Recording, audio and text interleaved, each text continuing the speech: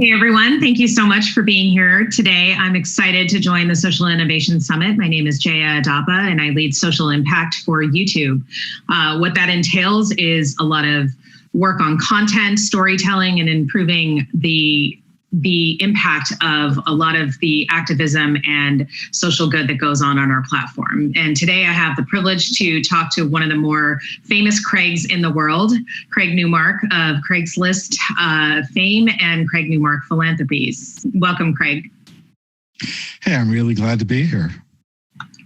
Well, let's jump into it. I'm really interested to know more about your backstory. A lot of people would be surprised to know that you haven't been with Craigslist for nearly 2 decades, and you've been doing a lot of interesting things in the philanthropy and social impact world for the last 2 decades.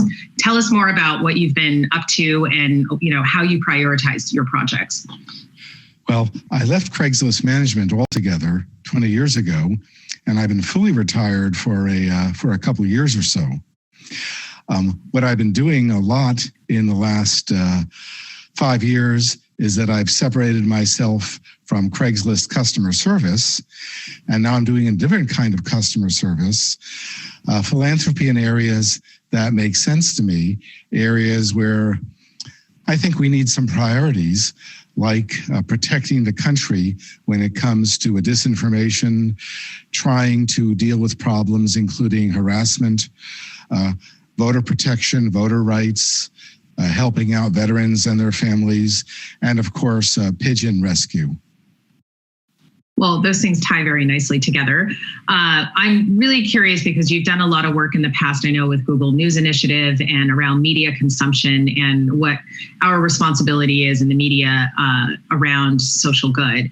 And I'd love for you to speak more about some of those projects and what makes you feel that this is one of the most important areas to focus on. Well, a trustworthy press is the immune system of democracy. That's a lesson I learned from my high school history teacher 50 years ago. And we're seeing that play out in real time because the immune system of democracy kind of failed us in 2016. And at that point, I realized that even a guy like me needs to help out. I mean, I support a lot of veterans groups, talk to a lot of veterans.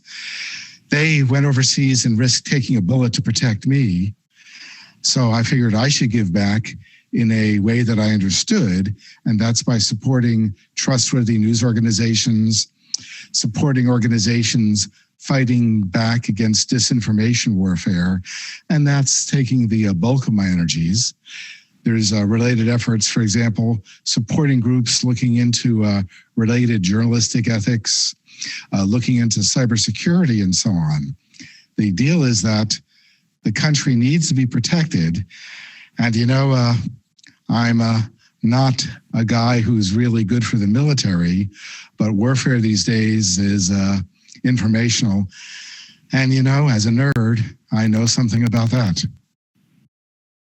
Do you think, coming from YouTube, I'd be curious what you think, since 2016 has gotten better? What do you feel like has not improved enough?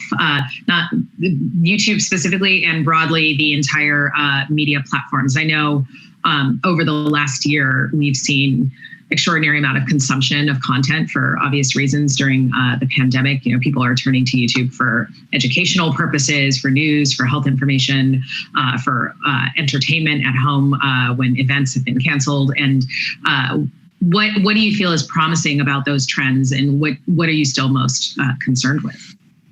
Well, we're all in this together. Right now, we're seeing a lot of disinformation attacking our country. We need to work together to make that happen and to come up with some clear guidelines. For example, I'm working with professional journalism ethicists talking about the ethics of news distribution. The big principle which is emerging is don't amplify disinformation. Don't make things worse. And that applies to newspapers and platforms. But this has never been clear until very recently.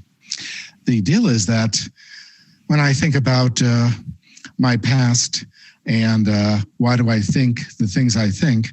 I realize that Mr. and Mrs. Levin in Sunday school 60 years ago was educating me about countering disinformation. They told me that it's wrong to bear false witness. They were right, and so I'm now following through on that principle. So together, we can work to fight back against people who wish us harm. Absolutely. I think it's very interesting. I've heard you say in the past that you saw Craigslist as helping people put food on the table. And I think that's a really interesting approach to any product, whether it be a social good or social activism, philanthropy, or just a for-profit model. I'm curious, do you still feel that that all of our media organizations should have that sort of mission? And why is that important? We're talking a value judgment there, and I'm not going to put pressure on anyone else along those lines. The deal is Craigslist, from one perspective, is about helping you put food on the table. It's about helping you get a table. It's about helping you get a roof under which to put the table. And in recent years, I realized where that came from, which had to do with Mr. and Mrs. Levin in Sunday school, teaching me to know when enough is enough, teaching me that sometimes I should be my brother's keeper. And, they're right about those things. And that was kind of became part of me 60 years ago. And as I realize it consciously more and more, I follow through. But I don't expect anyone else to follow through. Maybe, at IBM, they talked about leadership by example. And I didn't understand that until the last decade. Yeah, absolutely. I think it's an interesting insight and probably informed your philanthropic philosophy, which is, I think, a unique approach and something that is a little different than what we've seen in traditional philanthropy. So how, what kind of things did you think about when you were starting your philanthropic foundation, and how did you approach it that you thought you could do things differently and in some cases better? Well, things started occurring to me that actually made sense in ways that I could actually contribute. For example, about 10 years ago, I met some folks from a major veterans group, and then I realized that over the decades, I've seen that veterans were not treated as well as they should be. More recently, I've learned that their families are not treated as well as they should be. So that's why I'm supporting groups like the Bob Woodruff Foundation and Blue Star Families to get veterans and their families what they deserve. Then I saw that our country was under attack. They call it hybrid warfare. So I started supporting the groups who are fighting back and, kind of taking the battle to the enemy. On the other hand, I love birds and I have a sense of humor. So I support pigeon rescue. I know I'm not as funny as I think I am. So please don't humor me. Don't encourage me. But I supported a broad spectrum of activities, and I've now given away around 60% of my current net worth. That's incredible, and I think it's interesting that you mixed, priorities that you saw in our larger world, and base this on trends, but also things that you were particularly passionate about on a personal level. And I think it's a good approach to philanthropy, generally speaking. How do you think about, I'm sure there are a lot of nonprofit organizations watching, activist people who are trying to start different types of social movements or get attention for the causes that they care about. If they were pitching to you, what would you want to hear around, their impact and what they do, and what impresses you when you hear about some of these topics? It's important to come up with a good, tight, brief description of what you're doing. And you should do a landscape survey first to make sure that other people aren't already doing a great job of what you're doing. there's exceptions, particularly in the areas I spend most time with, again, related to disinformation, because we need a lot of people looking at that. And if you do a good job in this area, that means you're going to get traction, and then you're going to be targeted by bad actors. So redundancy of the area is good because people are going to need to protect themselves against a rather wide range of very effective dirty tricks. And I spend a lot of time talking with people about that because it's no fun to be targeted. Right, absolutely.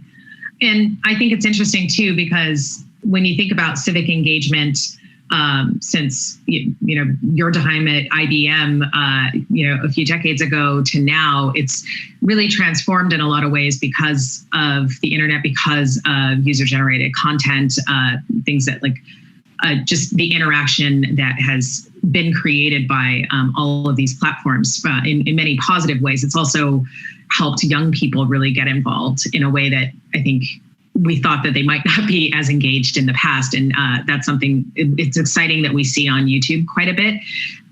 Do you feel like civic engagement and, grassroots activism, that sort of thing, is something that your organization and your, is a focus for your area? Is that something that, how do you reach the next generation who really, all the crises that we may be tackling in the future, they're the ones that are likely going to address that. How do you approach that in your philanthropies?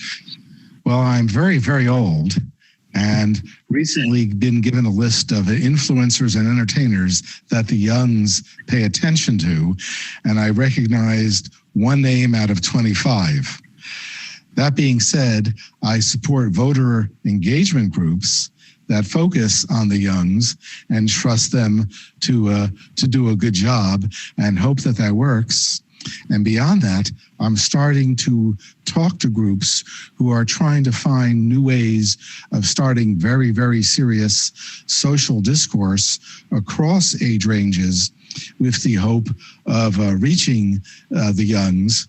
And this way, if other people do it, I don't have to talk to them.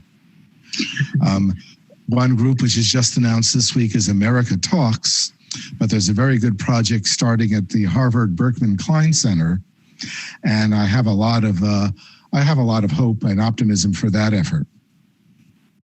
So what do you think is next? I beg to differ. When you called yourself old, I'd say wise. And, I always say this job keeps me young because I work with a lot of influencers and creators, and, it's interesting to see what they're doing next. So what's next for you? I'd like to become funny. And I have a comedy tutor living around the corner. He says I have very little hope, though. So what I'm doing is more of the same, getting a lot smarter about getting the people I work with to be far more effective, because we need a lot more people to stand up for, bringing the battle to the enemy, for fighting disinformation, fighting harassment, whether it's domestic or foreign. The deal is, for the most part, I stand up for people who are doing good work.